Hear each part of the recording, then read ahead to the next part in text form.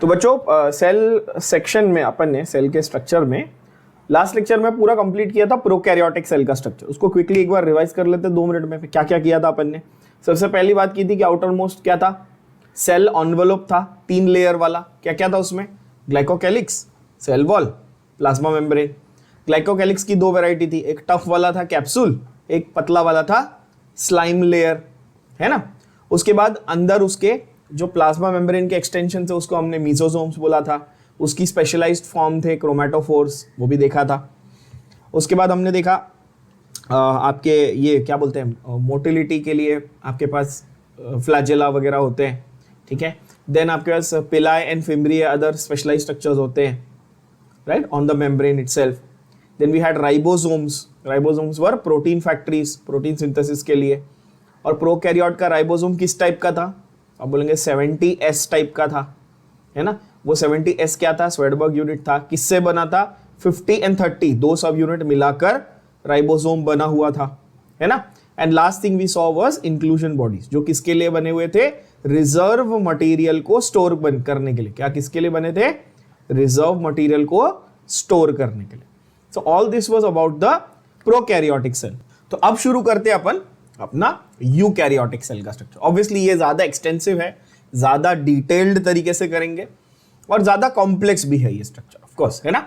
तो eukaryotic cell की शुरुआत कहां से करेंगे अपन? तो पहला तो ये कि भाई यूकैरियोटिक वर्ड ये बहुत बार कर चुके हैं अपन। Eu means the word eu means true and the word karyon means nucleus. मतलब ट्रू न्यूक्लियस वाले सेल्स, वेल डेवलप्ड सेल्स को अपन क्या बोलते हैं? यूकैरियोटिक सेल्स बोलते हैं, करेक्ट। अब इसमें क्या क्या आता है ये हमने ऑलरेडी लिविंग वर्ल्ड में किया हुआ है बच्चों। प्रोकैरियोट्स हमारे मोनेरा किंगडम में आए थे और बाकी सारी किंगडम्स कौन सी? प्रोटिस्टा, प्लांटे, एनिमेलिया, फंगाई, ये सब किस में आ गए थे? यूकैरियोट्स में आ गए थे। ये ऑलरेडी क्लियर है, इसमें तो कोई बोलने की जरूरत नहीं सबको, है ना। तो यूकैरियोट्स सब में आ गए, including protista, Plantae, animalia, fungi, सब में आ गए। बोलेंगे ठीक है ना। एक वर्ड इन्होंने यूज किया नेक्स्ट लाइन में, देखना। There is compartmentalisation of cytoplasm. In eukaryotic cells, there is compartmentalization of cytoplasm. इसका क्या मतलब है? What do you mean by the word compartmentalization? Imagine करो कि ये बड़ा सेल है, तो कंपार्टमेंटलाइजेशन को अपन कैसे समझेंगे? कि समझो ये सेल है, ठीक है, और ये अपना उसमें साइटोप्लाज्म है, ठीक है। ये हमेशा अपन ऐसे बनाते हैं ना, ये अपन ने बना दिया साइटोप्लाज्म उसका, ठीक है। ये हल्का लाइट कलर से मैंने ऐसे बना दिया, ओके। अब इस सेल के अंदर अलग अलग ऑर्गेनेल्स हैं, जैसे कि अगर माइटोकॉन्ड्रिया है समझो, ठीक है, एक न्यूक्लियस है, न्यूक्लियस को डबल वो न्यूक्लियर एनवेलप है, फिर उसके अंदर क्रोमैटिन थ्रेड भी रहेगा, ऑल दोस थिंग्स, राइट। फिर एक वैक्यूल होगा, फिर एक लाइसोसोम होगा, व्हाटएवर XYZ मटेरियल है सेल के अंदर। हर एक ऑर्गेनेल को अपनी अपनी अलग मेम्ब्रेन मिली है। हर एक ऑर्गेनेल को क्या है? अपनी अपनी एक अलग मेम्ब्रेन मिली है, एक्सेप्ट राइबोसोम्स। राइबोसोम्स क्या थे? याद करो, नॉन मेम्ब्रेन बाउंड थे ना। और राइबोसोम्स के बारे में और एक इंपॉर्टेंट लाइन पढ़ी थी कि वो प्रोकैरियोटिक और यूकैरियोटिक दोनों सेल में होते कि नहीं, है ना। तो कंपार्टमेंट्स का मतलब ऐसा है कि भाई हर एक को अपनी अलग जगह और अलग मेम्ब्रेन मिली हुई है। The good way to understand, simple way to understand this would be, जैसे आपका बैग है जो आप लेके जाते हो, स्कूल कॉलेज बैग लेके जाते हो, तो पूरा एक बड़ा सेक्शन है आपके बैग का सेंटर में, बट उसके अंदर ऐसे वो छोटे छोटे पॉकेट्स नहीं बने होते वैसे। तो आप सोचो कि कंपार्टमेंट्स बने हुए, है ना, या वॉलेट या बैग, आप ऐसे सोच सकते हो, right. So the entire space is divided basically. तो ये हुआ फंडा कंपार्टमेंटलाइजेशन का, ठीक है ना। कैसे हुआ कंपार्टमेंटलाइजेशन? भाई अलग अलग ऑर्गेनेल्स से सबको अपनी अपनी मेम्ब्रेन मिली हुई थी, इसलिए कंपार्टमेंट्स बन गए थे, okay. They have an organised nucleus, obviously, जिसका न्यूक्लियर एनवेलप होता है। एनवेलप मैंने वर्ड बताया था, क्या मतलब था भाई? डबल लेयर वाली मेम्ब्रेन। सिंगल लेयर होती तो मेम्ब्रेन बोलते, डबल लेयर है तो क्या बोलोगे? एनवेलप बोलोगे, है ना। In addition, they have a variety of complex locomotory and cytoskeletal structures, and their genetic material is organized into chromosomes. Prokaryotic cell में जेनेटिक मटेरियल कैसा था? याद करो, इसके ऊपर हमने MCQ भी देखा था। प्रोकैरियोटिक सेल में जेनेटिक मटेरियल था सर्कुलर डीएनए, है ना बच्चों, सर्कुलर डीएनए प्लस थोड़ा सा एक्स्ट्रा ऐसा था कि अपने पास जिसका नाम था प्लाज्मिड। मेन था सर्कुलर डीएनए और छोटू सा एक्स्ट्रा था ना जिसका नाम क्या रखा था, याद है, प्लाज्मिड। लेकिन यूकैरियोटिक में जो हमारा डीएनए है वो प्रॉपर डीएनए थ्रेड होता है, यानी कि डबल स्टैंडर्ड डीएनए, अब उसके डिटेल्स में सिखाऊंगा, and that is organised into what, proper chromosomes. Are chromosomes always visible? क्या क्रोमोसोम आपको हमेशा दिखते हैं? नहीं, आपको ये डीएनए क्रोमैटिन थ्रेड के फॉर्म में दिखता है ना, तो ऐसे बोलूं, डीएनए क्रोमैटिन, क्रोमैटिन क्रोमोसोम, ऐसे, इस तरह से। गुड, है ना? अच्छा, all eukaryotic cells are not identical, obviously plant cells and animal cells are different. Plant cell में they possess cell wall, they have plastids and a large central vacuole। तो plant cell और animal cell का difference बहुत ही important difference है, देखना ध्यान से। Plant cell में क्या होता है, सेल वॉल होता है, प्लास्टिड होता है और एक लार्ज सेंट्रल वैक्यूल होता है। ये तीन चीजें एनिमल सेल में नहीं होती, ध्यान से देख लो। क्या क्या होता है प्लांट सेल में, रिपीट करेंगे बच्चों, क्या होता है प्लांट सेल में? सेल वॉल होती है, प्लास्टिड्स होते हैं और एक लार्ज सेंट्रल वैक्यूल होता है। क्या होता है? Large central vacuole. ठीक है, ये ईच एंड एवरीथिंग को अपन और डिटेल में करने वाले कि सेल वॉल का स्ट्रक्चर कैसा है, प्लास्टिड क्या है, सबको। तो ये तीन चीज हैं जो एनिमल सेल में नहीं है। Clear? On the other hand animal cells have centrioles which are absent in almost all plant cells. तो एनिमल सेल के पास सेंट्रियोल है जो प्लांट सेल के पास नहीं है। प्लांट सेल के पास सेल वॉल है, प्लास्टिड है, वैक्यूल है, जो एनिमल सेल के पास नहीं है। क्या ये डिफरेंस सबको समझ में आया? ये very very important MCQ points है, very very important MCQ point ये वाले। ठीक है, और ये तो आपको पता ही है, अलग कलर से जो मैं मार्क कर रहा हूं आपके सामने स्क्रीन पे, ऑब्वियसली वो बहुत ही ज्यादा इंपॉर्टेंट डायरेक्ट पॉइंट्स है। इसका ये मतलब नहीं बाकी इंपॉर्टेंट नहीं है।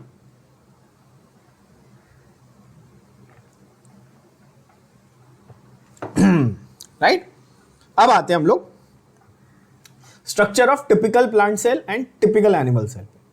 थोड़ा डायग्रामेटिकली समझते हैं बच्चों। चलो, तो diagram showing plant cell, animal cell, इस तरह। They should have actually given it side by side. वो लोग ने ऊपर नीचे दिया है।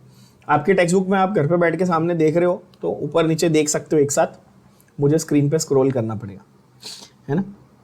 चलो,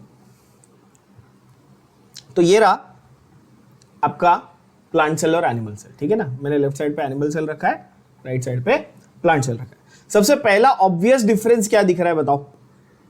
सबसे पहला और सबसे ऑब्वियस डिफरेंस तो ये रहा। सबसे पहला और सबसे ऑब्वियस डिफरेंस है बाहर का सेल वॉल, है ना? सबसे ऑब्वियस डिफरेंस ये रहा ना, ये रहा, देखो ये सेल वॉल दिख रहा है, ये ग्रीन कलर की लेयर, ये कहां पे है? ये प्लांट सेल में है और एनिमल सेल में नहीं है। ठीक है ना, ये क्लियर डिफरेंस दिख रहा है सबको। दूसरा, एक लार्ज सेंट्रल वैक्यूल, ये इतना बड़ा ऐसा किडनी जैसा सबको दिख रहा होगा, है ना? ये देखो, और डायग्राम में आप मार्किंग को के ऊपर फोकस करो। आपके सामने जो टेक्स्ट बुक में मार्किंग बनाई हुई है देखते रहो, ठीक है ना, लेबलिंग जो की हुई वैक्यूल। तो ये आपने बोला अच्छा ठीक है, वैक्यूल भी देख लिया, सेल वॉल भी देख लिया, और तीसरा क्या था? माइटोकॉन्ड्रिया तो दोनों में होगा क्योंकि दोनों को एनर्जी की जरूरत है। प्लास्टिड, तीसरा क्या था? प्लास्टिड। कहां बनाया भाई इन्होंने प्लास्टिड? प्लास्टिड बनाया ही नहीं, क्या स्मार्ट लोग हैं यार। ओके, प्लास्टिड होता है, ठीक है ना, बेसिकली जिसको आप क्लोरोप्लास्ट बोलते हो बच्चों, जिसमें क्लोरोफिल होता है। ठीक है, जिसमें क्लोरोफिल होता है या जिसको आप यूज करते हो for the process of photosynthesis, basically वही है आपका plastid, nothing else. Apart from that, there are things that I want you to note that are common in both the cells. ठीक है, अच्छा, ये दोनों यूकैरियोटिक सेल है, ये बात तो क्लियर है, किसी को कोई कंफ्यूजन नहीं है। ऐसी चीज है जो दोनों के पास है, उनको मैं एक कलर से मार्क करता हूं, और जो दोनों में अलग अलग है उनको अलग कलर से मार्क करता हूं। तो ये इजी हो जाएगा समझने को। देखो, क्या प्लाज्मा मेम्ब्रेन दोनों के पास है? आप बोलोगे हाँ, ये देखो प्लाज्मा मेम्ब्रेन इधर भी है इधर भी है, अग्रीड, ओके। क्या लाइसोसोम दोनों के पास है? लाइसोसोम यहां भी है, लाइसोसोम यहां भी है। आप बोलोगे हाँ सही बात है सर, ओके। क्या न्यूक्लियस दोनों के पास है? ऑफ कोर्स, दोनों के पास क्या है? वेल डेवलप्ड न्यूक्लियस है।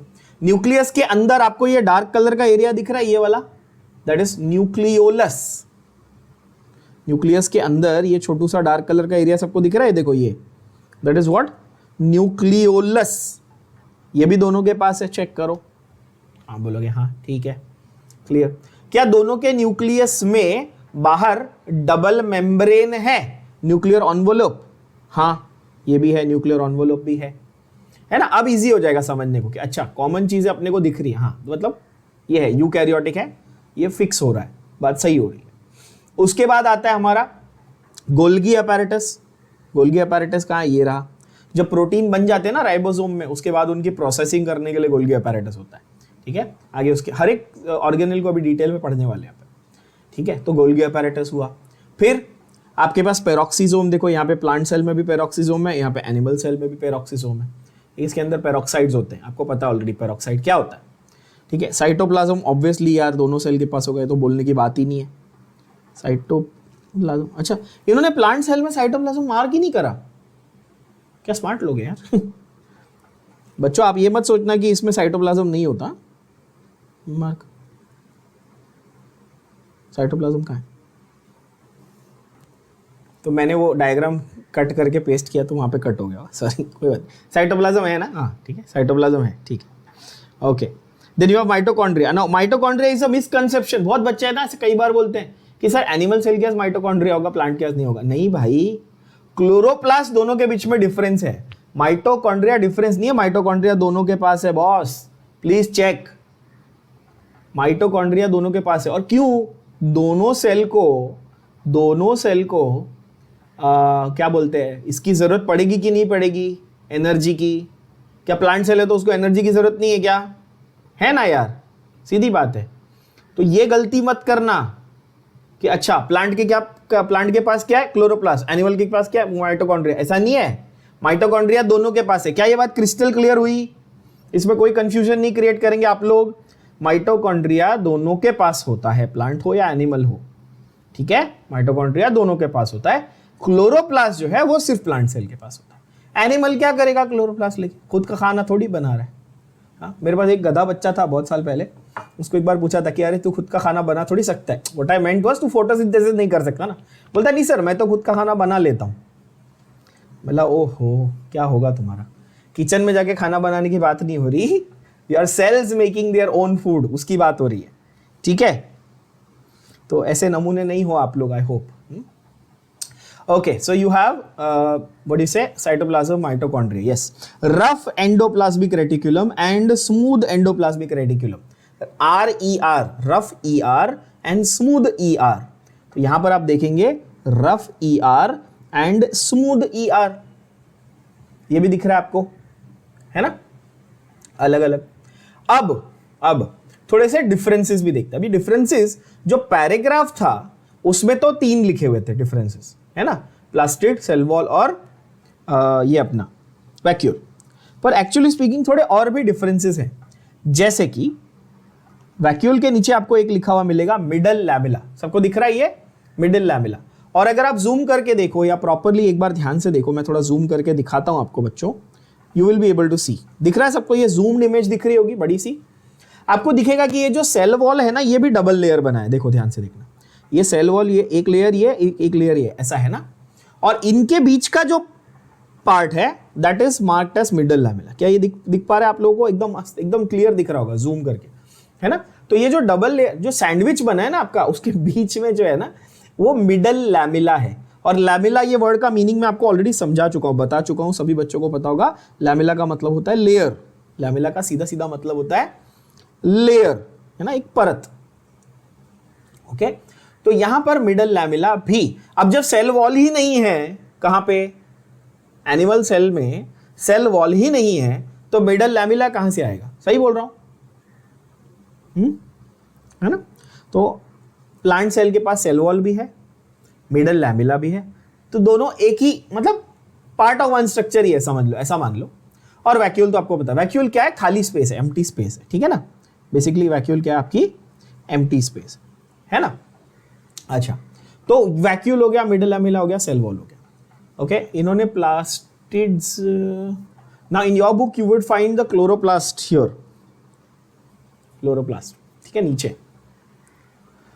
क्लोरोप्लास्ट भी ऑब्वियसली क्या है, एक डिफरेंस है between the plant cell and animal cell, है ना।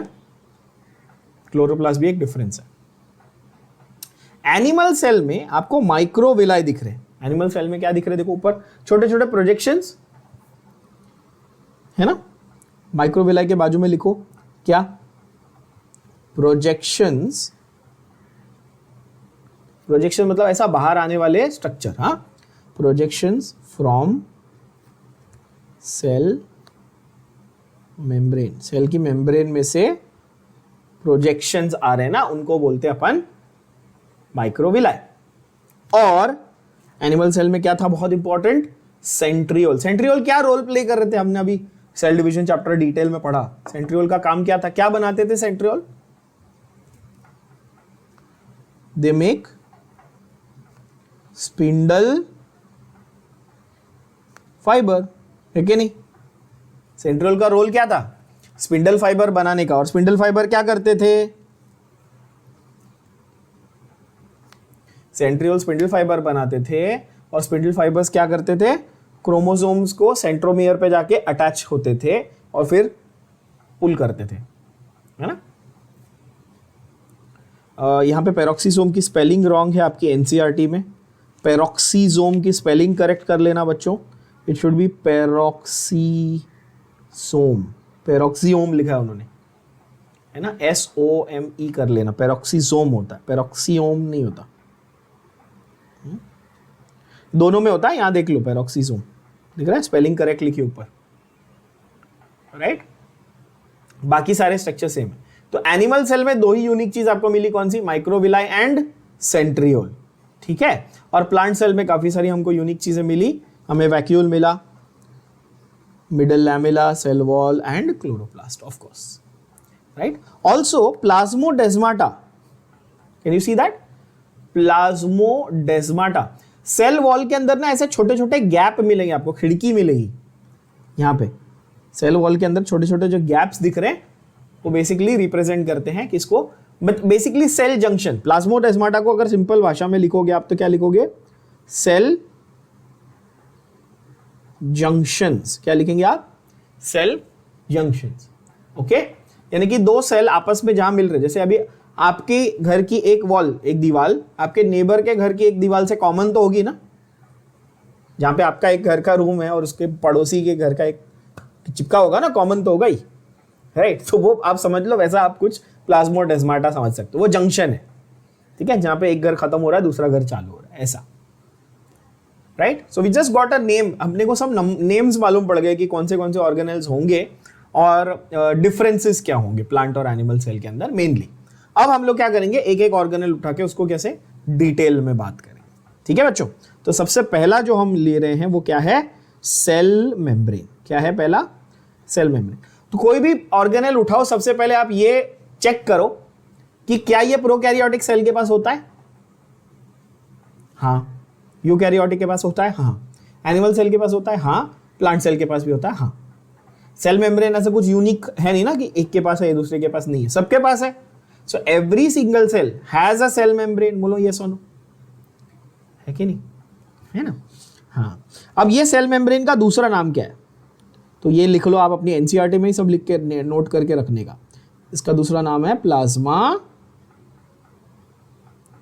मेम्ब्रेन। इसका दूसरा नाम क्या है, plasma membrane. By the way, just a fun fact for those of you don't know, plasma is also the fourth state of matter. Do you all know that? It's like a semi solid jelly like structure, ठीक है। States of matter आपको कितने पता है? 3, solid, liquid, gas. Actual में कितने होते हैं? एक्चुअल में होता है solid, liquid, gas, plasma, Bose Einstein condensates. There are more than 20 states of matter, but आपको 3 पढ़ाए जाते हैं,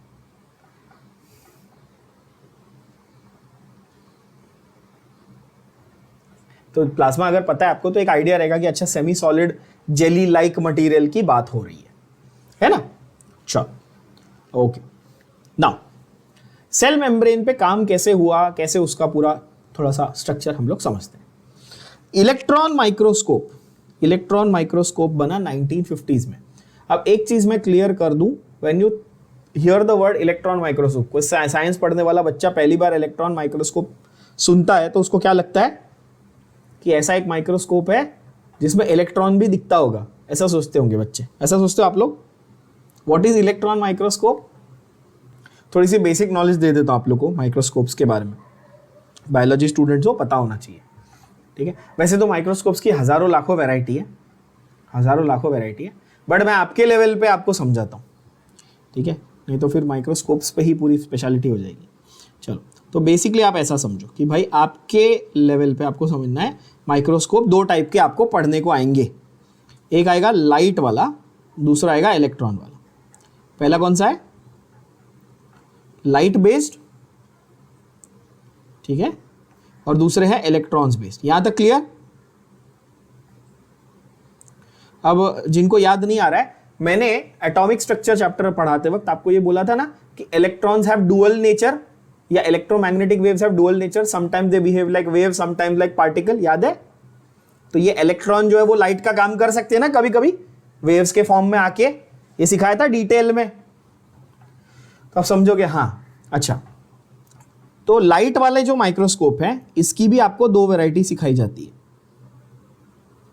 हाँ, इसकी भी दो वैरायटी आपको सीखनी है। कौन सी? देखो, एक है सिंपल माइक्रोस्कोप, कौन सा? एक सिंपल माइक्रोस्कोप, और दूसरा है कंपाउंड माइक्रोस्कोप। क्या ये समझ पा रहे हैं आप लोग? सिंपल माइक्रोस्कोप वो है जो ये सिखा चुका हूं। किसने डिस्कवर इन्वेंट किया था? ये इसी चैप्टर में स्टार्टिंग में सिखाया मैंने, एंटोन वॉन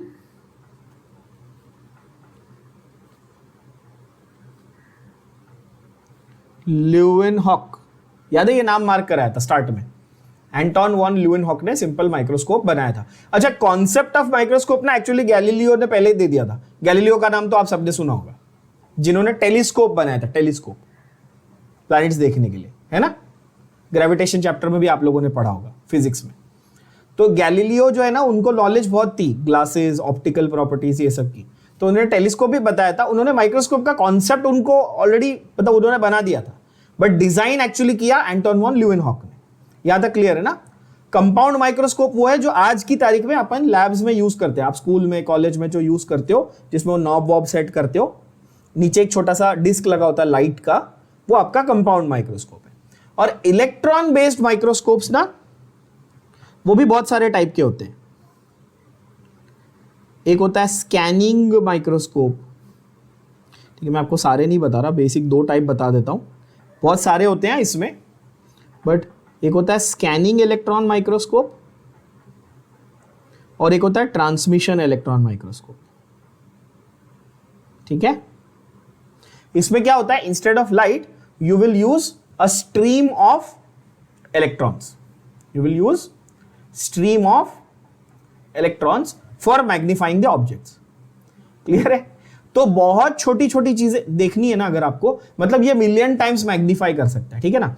आपका जो लाइट माइक्रोस्कोप है ना, ये वाला, ये अराउंड 5 to 10 टाइम्स मैग्नीफाई करता है चीजों को, मैक्सिमम 5 से 10 गुना ज्यादा, ठीक है। कंपाउंड माइक्रोस्कोप है ना, ये 40 to 100 टाइम्स मैग्नीफाई कर सकता है, ठीक है। और इलेक्ट्रॉन माइक्रोस्कोप है ना, ये up to 1 million times magnify भी कर सकता है।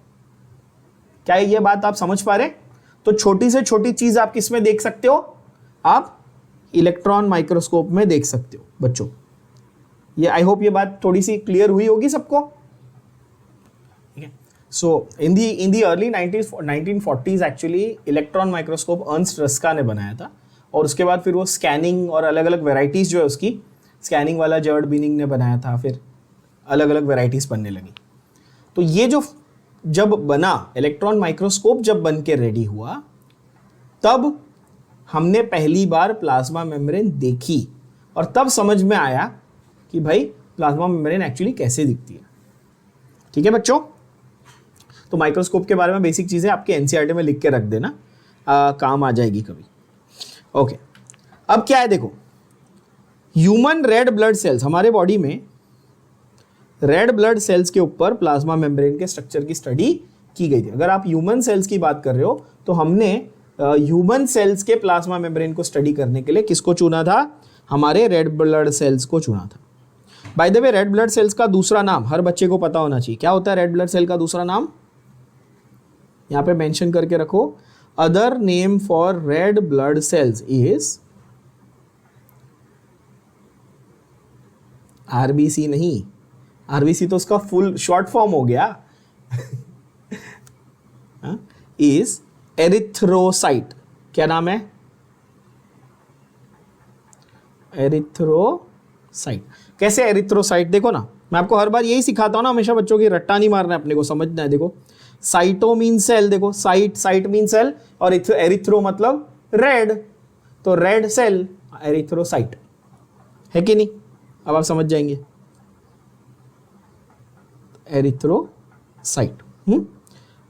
कभी जैसे आपके घर पे किसी का ब्लड रिपोर्ट वगैरह आया होगा नॉर्मल सीबीसी, तो जरा खोल के देखना, उस पर लिखा होता है एरिथ्रोसाइट, लुकोसाइट, है ना, तो एरिथ्रोसाइट इज आरबीसी। ठीक है बच्चों, हाँ, तो यहां पर ये बोलता है कि भाई ये सब स्टडीज वगैरह किए हमने, माइक्रोस्कोप में देखा वगैरह, ठीक है, क्या पता चला उससे, तो पता ये चला cell membrane is mainly made up of lipids and proteins, lipids and proteins. Now the question is which lipids and which proteins. Cell membrane किससे बनी है, आप बोलोगे सर लिपिड और प्रोटीन से बनी, ठीक है, कौन सा लिपिड कौन सा प्रोटीन, क्वेश्चन समझ में आ रहा है मैं क्या बोल रहा हूं, लिपिड प्रोटीन से बना है, ठीक है, लिपिड प्रोटीन की कौन सी वैरायटी से बना है, अब ये सवाल है। तो भाई लिपिड्स आर फॉस्फोलिपिड्स, कौन से लिपिड्स हैं, लिपिड्स आर फॉस्फोलिपिड, यानी कि लिपिड की मॉलिक्यूल में क्या लगा हुआ है, फॉस्फोरस का एटम लगा हुआ है, फॉस्फेट ग्रुप लगा हुआ है, तो उसको क्या बोलेंगे, फॉस्फोलिपिड, नाम से ही पता चल रहा है। And that are arranged in a bilayer, bilayer मतलब समझते हो, बाइलेयर मतलब क्या होगा, डबल लेयर, यस, 2 लेयर्स और डबल लेयर, बाइलेयर नाम से ही पता चल रहा है। तो इन शॉर्ट सिंपल भाषा में ऐसा है, what is the structure of cell membrane, the cell membrane is a phospholipid bilayer, ये ऊपर फॉस्फोलिपिड, ये नीचे फॉस्फोलिपिड। क्या मैं बोल सकता हूं एक सैंडविच बन गया, ऊपर लेयर नीचे लेयर ना, सैंडविच जैसा नहीं बन गया, ऊपर ब्रेड नीचे ब्रेड। अब सैंडविच के बीच में आप क्या डालते हो, अब बोलेगा सर हम काकड़ी टमाटर डालते हैं, आलू नहीं डालते हम, हाँ ठीक है। तो बेसिकली क्या है, देखो आपके ऊपर ब्रेड नीचे ब्रेड है ना, ऐसे समझो कि फॉस्फोलिपिड का एक लेयर ऊपर है, फॉस्फोलिपिड का एक लेयर नीचे है, और बीच में क्या है, बीच में प्रोटीन्स हैं। क्या ये बात समझ पा रहे हैं आप लोग बच्चों, है ना। देखो वो फिर से स्टेटमेंट को पढ़ो, क्या बोल रहा है, वो बोल रहा है लिपिड्स एंड प्रोटीन्स। आप बोलोगे ओके, लिपिड्स कौन से वाले, फॉस्फोलिपिड, और कैसे अरेंज्ड है, बाई लेयर में, ये एक फॉस्फोलिपिड का लेयर, ये दूसरा फॉस्फोलिपिड का लेयर, ये बन गया बाई लेयर, और बीच में क्या है, प्रोटीन्स लगाए रहेंगे। ये इन शॉर्ट सिंपल तरीके से स्ट्रक्चर आपको समझ में आ रहा है ना। अब थोड़ा और इन डेप्थ जाते हैं, और थोड़ा इन डेप्थ जाते हैं।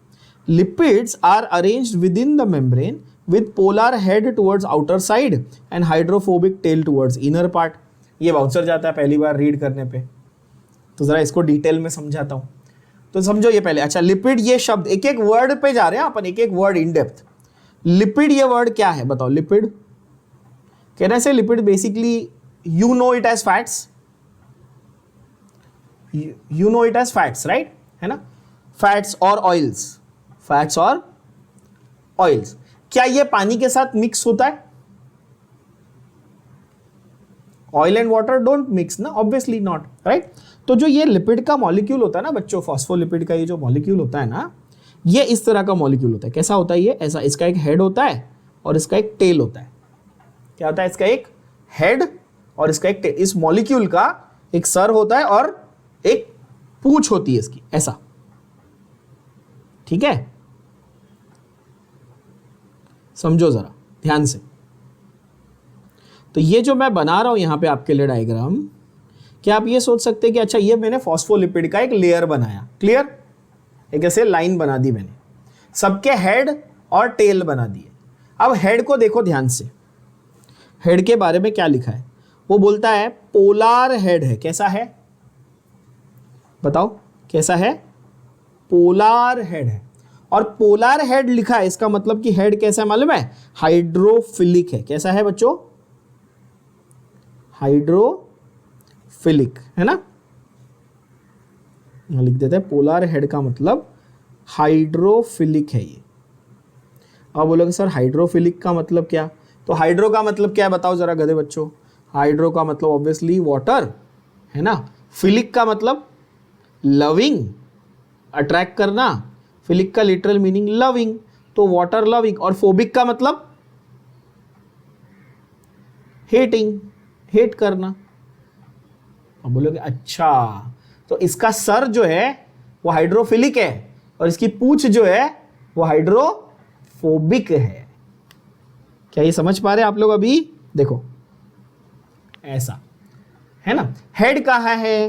Head is towards outer side. Tail कहाँ है? Tail is towards inner side. ऐसा। तो अब ये थोड़ा थोड़ा क्लियर हो रहा होगा। अच्छा, हेड कहाँ जाएगा? बाहर की तरफ जाएगा। टेल कहाँ जाएगी? टेल जाएगी अंदर की तरफ। तो ये जो फॉस्फोलिपिड का बाइलेयर है, अब ये कुछ इस तरह का दिखेगा। ध्यान से देखना। समझो ये सेल है। अब ये सेल का अगर मैं एनलार्जमेंट करूं और आपको बोलूं कि ठीक है मैं ऐसे दिखा रहा हूं आपको, यहाँ पे मतलब ये इतना पार्ट दिखा रहा हूं सिर्फ छोटू सा कट करके प्लाज्मा मेम्ब्रेन का, तो ये आपको कुछ इस तरह का दिखेगा। ये ऐसा दिखेगा कि ये टेल है और ये हेड, ये टेल ये हेड, ये टेल ये हेड। और यहाँ पे कैसा होगा? ये tell head, tail head, tail head.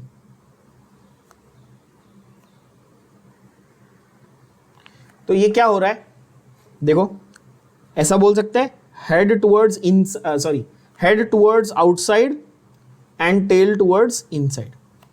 Tell अंदर की तरफ है, हेड बाहर की तरफ है। दो लेयर में बनाया हुआ है। क्या ये बात समझ पा रहे हैं आप लोग? ये एक लेयर है, ये दूसरा लेयर है। दोनों केस में मैंने क्या किया बताओ? हेड को बाहर की तरफ रखा, टेल को अंदर की तरफ किया। सही बात है। ऐसे पूरा आपका डबल लेयर बनेगा और इसी को बोलते हैं फॉस्फोलिपिड बाइलेयर। इसको ही बोलते हैं क्या? Phospholipid bilayer. क्यों ऐसा करना है? अब सवाल ये है कि हम ऐसा क्यों करने की जरूरत है? तो भाई हेड को हाइड्रोफिलिक बोला है। हेड को क्या बोला है? हाइड्रोफिलिक बोला है। तो जिस तरफ साइटोप्लाज्म है, हेड उस तरफ रहना पसंद करेगा।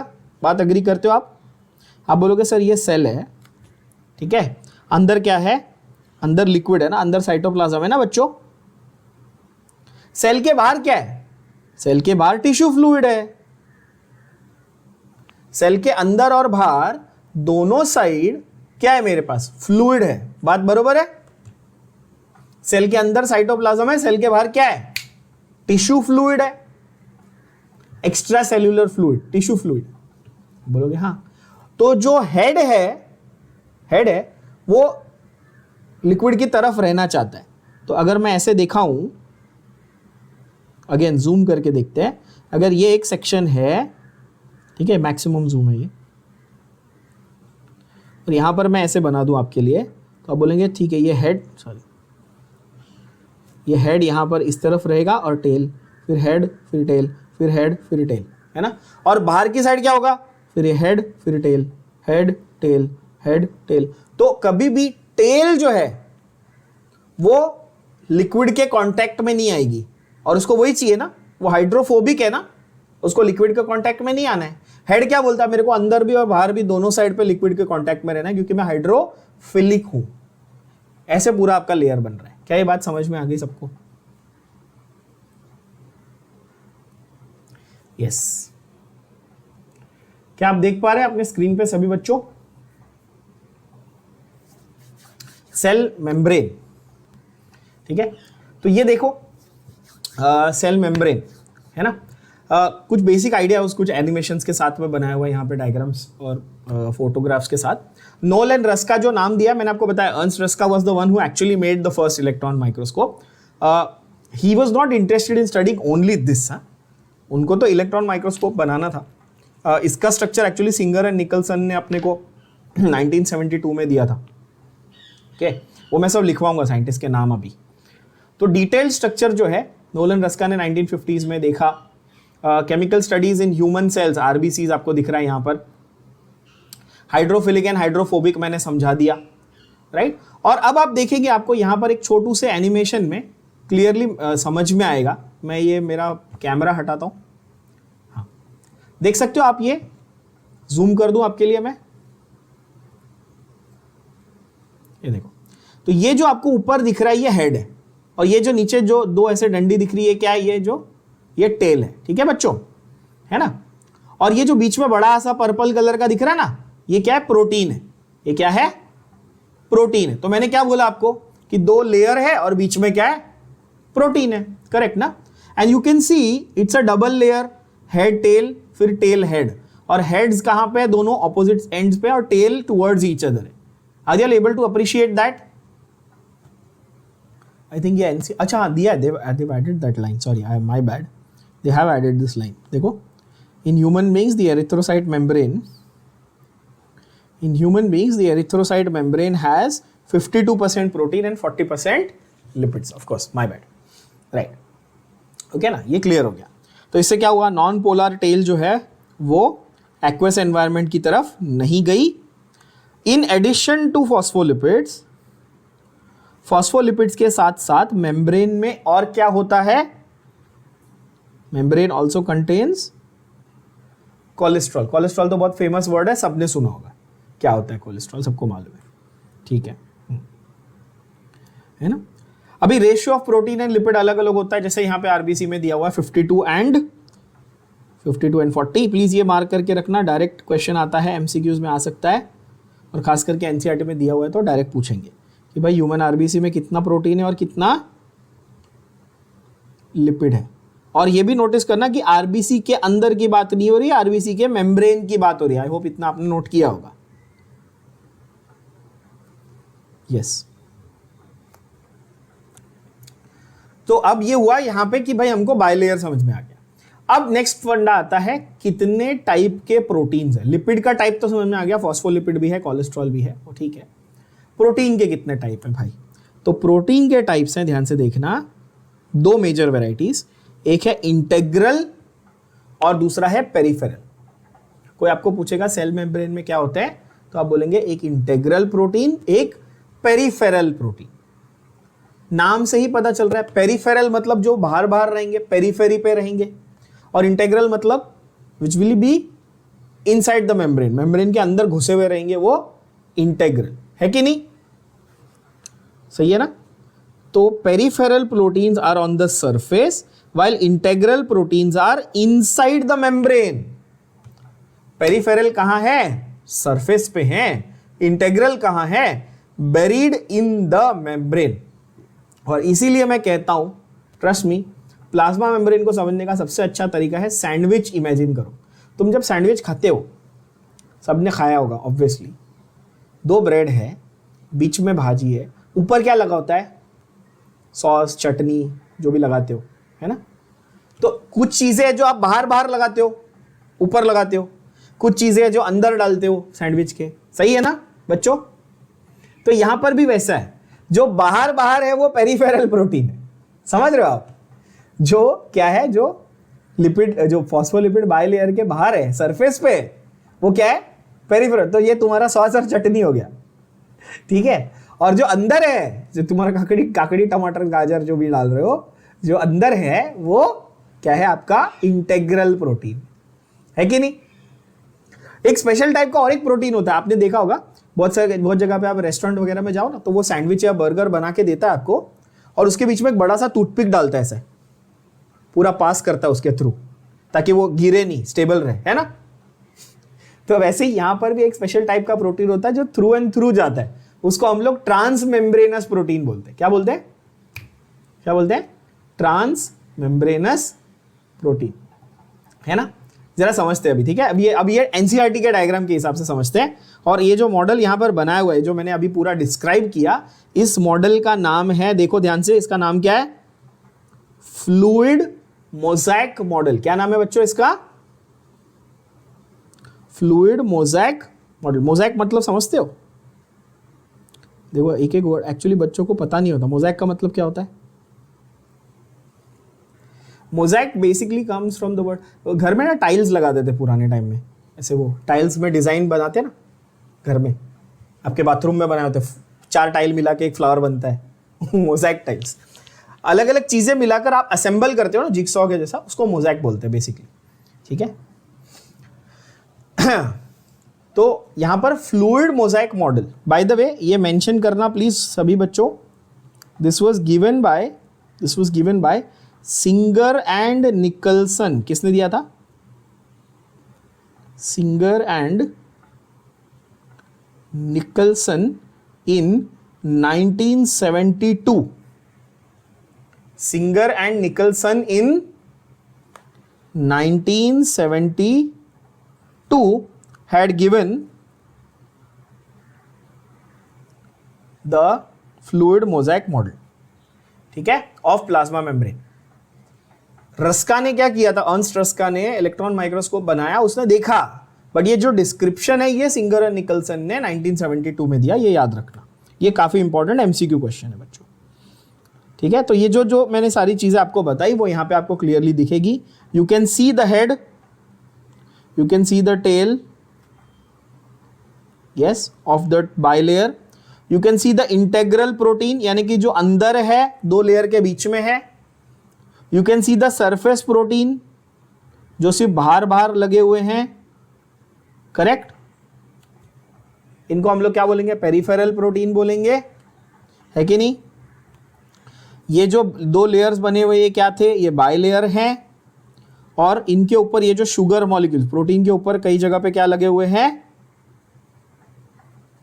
शुगर मॉलिक्यूल्स लगे हुए, शुगर मॉलिक्यूल्स अटैच्ड है। और थोड़ा बहुत यहां पर क्या है? लिपिड्स के साथ में कोलेस्ट्रॉल भी है, राइट। तो ये बनता है हमारा फ्लूइड मोज़ेक मॉडल। क्या बनता है? Fluid mosaic model. तो कोई आपसे पूछेगा कि प्लाज्मा मेम्ब्रेन कैसी है, तो आप बोलेंगे plasma membrane is a phospholipid bilayer with integral proteins and peripheral proteins, right? And this structure is called the fluid mosaic model of the plasma membrane given by Singer and Nicholson in 1972. I hope इसमें सबको सब कुछ clear हो गया होगा। Improved model of the structure was proposed by Singer and Nicholson in 1972. ये आ गया सामने known as a fluid mosaic model. ये according to this the quasi fluid nature, quasi fluid मतलब semi fluid, okay? Quasi is a I think it's French or Italian, I don't know, some term which means semi or half, partial. Quasi-fluid nature of the lipid enables the lateral movement of the proteins within the bilayer. This ability to move within the membrane is measured as its fluidity. I'll bring you back to here. Can you see the movement of the tails of the this thing happening?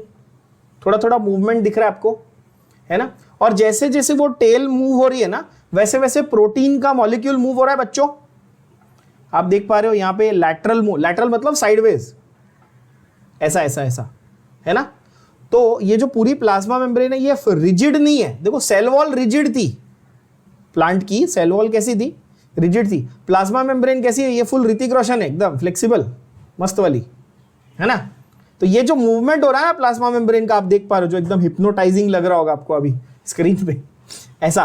तो ये proteins का जो movement है ना, that is basically called the fluidity of the membrane, कि कितना वो flexible है, कितना मूवमेंट अलाउ कर रहा है प्रोटीन को, वो है फ्लूइडिटी ऑफ द मेम्ब्रेन। क्या ये बात आप समझ पा रहे हैं? So this is your fluidity basically of the membrane, okay. क्यों जरूरी है फ्लूइडिटी? जरूरी क्यों है भाई? तो मेम्ब्रेन में थोड़ी सी फ्लेक्सिबिलिटी होगी तो ग्रोथ वगैरह इजीली हो सकती है। फॉर्मेशन ऑफ इंटरसेल्यूलर जंक्शंस, मैंने अभी थोड़ी देर पहले कहा था, प्लाज्मोडेस्माटा याद है, cell junctions, right. Secretion from the cell, endocytosis, ये सारे वर्ड्स अभी क्या क्या है इनके मतलब भी समझ लेते हैं। एंडोसाइटोसिस मतलब कि movement into the cell is called endocytosis, और बाहर रहेगा तो क्या रहेगा? एक्सो, तो एंडोसाइटोसिस लिख के रखो यहां पे, एंडोसाइटोसिस एंड एक्सोसाइटोसिस। ये क्या है? Things going into the cell and things going out of the cell. एकदम इजी, एंडो और एक्सो। ठीक है, सेल डिवीजन में भी हेल्प करेगा ये सारी चीजें। अगर थोड़ा सा आपको फ्लेक्सिबिलिटी है, मूवमेंट की फ्लूइडिटी है, तो सेल डिवीजन के वक्त भी मेम्ब्रेन वगैरह को स्प्लिट करने में, जो फरो बन रहा था ना अपन सेल डिवीजन में किए थे साइटोकाइनेसिस के वक्त, फरो वगैरह बन रहा था, तो भी आसान होगा ना। जब थोड़ी सी फ्लेक्सिबल मेम्ब्रेन होगी तो फरो वगैरह बनाना इजी होगा ना बच्चों, सीधी बात है कि नहीं? Now next line is quite important. क्या बोलता है देखो, one of the most important functions of the plasma membrane is the transport of molecules across the membrane. इसीलिए मेम्ब्रेन को हमने क्या बोला है? सिलेक्टिवली परमिएबल बोला है। मैंने ये आपको बहुत ही प्यारे तरीके से समझाया था कि आप सेल वॉल को आप दीवार वॉल मान लो और सेल मेम्ब्रेन को आप दरवाजा मान लो। आप अलाउ कर सकते हो ना कि किसको आने का किसको नहीं आने का, परमिशन दे सकते हो। परमिशन से वर्ड आया परमिएबल, इसीलिए इसको हम लोगों ने सेमी परमिएबल भी कहा था क्या? यस, सेमी परमिएबल भी हम लोगों ने इसको बोला था।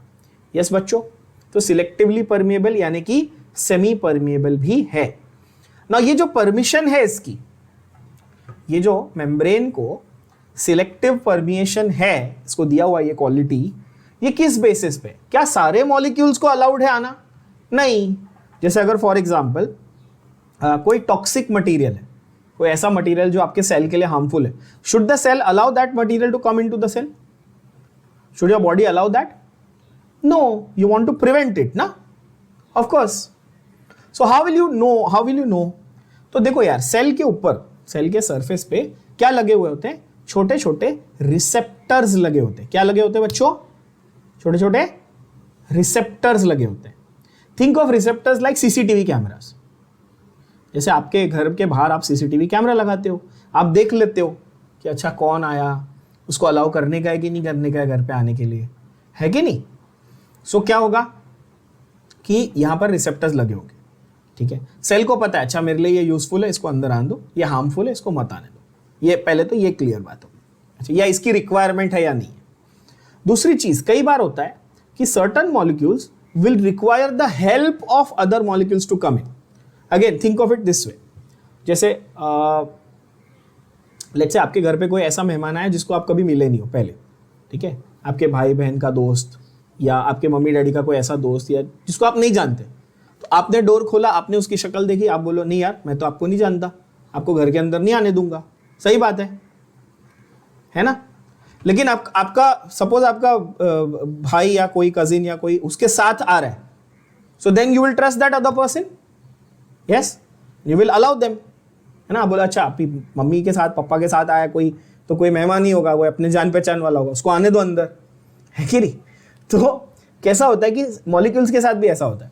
There are certain molecules which can not come inside on their own, which can not be transported from the cell on their own. They require the help of other molecules. Such transport is called as such transport, जहां पर उसको energy molecule लगने वाला है या उसको ATP लगने वाला है, उसको किसी और पे डिपेंड रहना पड़ रहा है, उसको हम लोग एक्टिव ट्रांसपोर्ट बोलते हैं। पैसिव मतलब वो खुद से आ जा सकता है। ठीक है, तो जिसमें कोई रिक्वायरमेंट ऑफ एनर्जी नहीं है वो पैसिव, और जिसमें कोई हेल्पर मॉलिक्यूल चाहिए, एनर्जी ज्यादा चाहिए, तो क्या है? एक्टिव। राइट? सो ये जो मूवमेंट हो रही है ना प्लाज्मा मेम्ब्रेन के थ्रू, इस मूवमेंट के ऊपर थोड़ा सा आपको डिटेल में कई बार क्वेश्चंस आते हैं कि एक्टिव पैसिव ट्रांसपोर्ट क्या होता है, ऑस्मोसिस क्या होता है, डिफ्यूजन क्या होता है। Let's mark all those points, अभी जो मैंने आपको ब्रीफ में समझाया। चलो, many molecules can move across the membrane without energy. सबने मार्क किया, ये सबको दिख रहा है स्क्रीन पे? क्या बोला मैंने?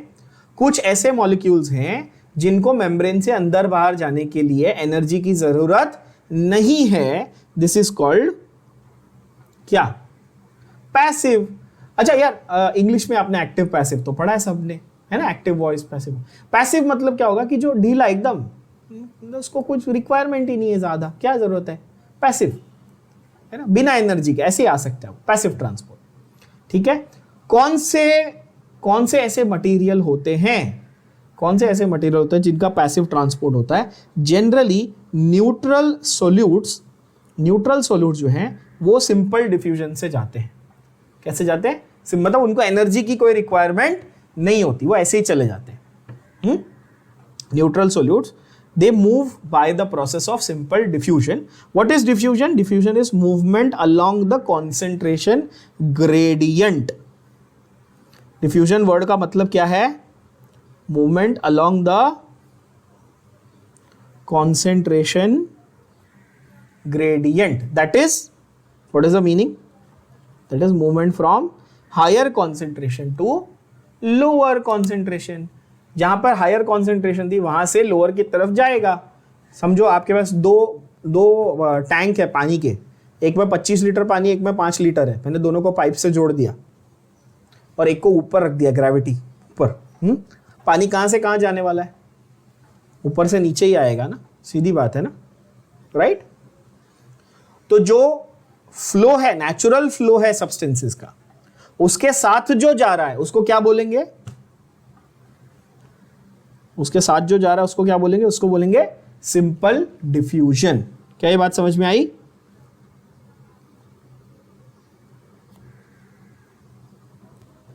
सो simple, think of it this way. आप पानी के साथ बहते हुए जा रहे हो। हाँ, सोचो आप वाटर किंगडम गए हो, आराम से स्लाइड पे बैठे और मस्त ऊपर से नीचे आए पानी के साथ, तो वो पैसिव। लेकिन आपको मैं बोलूं उल्टा चढ़ के दिखाओ तो मेहनत लगेगी ना, तो एक्टिव ट्रांसपोर्ट है ना। वो कौन सी एक बहुत फेमस कविता है जो स्टूडेंट लोग को सुनाई जाती है मोटिवेशन के लिए? लहरों से डरकर नौका पार नहीं होती, कोशिश करने वालों की हार नहीं, ऐसे कुछ तो है ना। तो वैसे आपको लहरों के अगेंस्ट जाना है तो एक्टिव ट्रांसपोर्ट, और लहरों के साथ जाना है तो passive transport.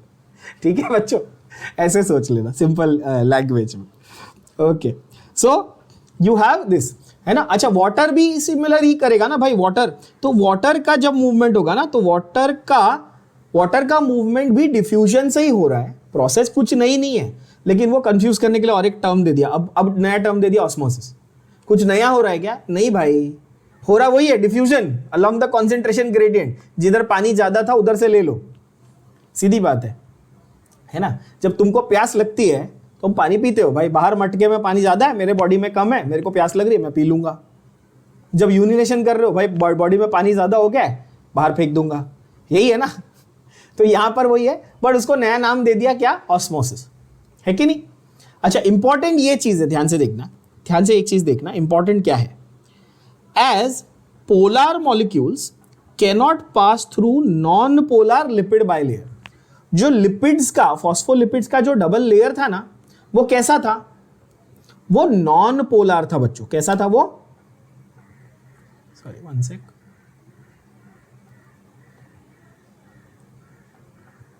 Sorry, technical glitch था थोड़ा।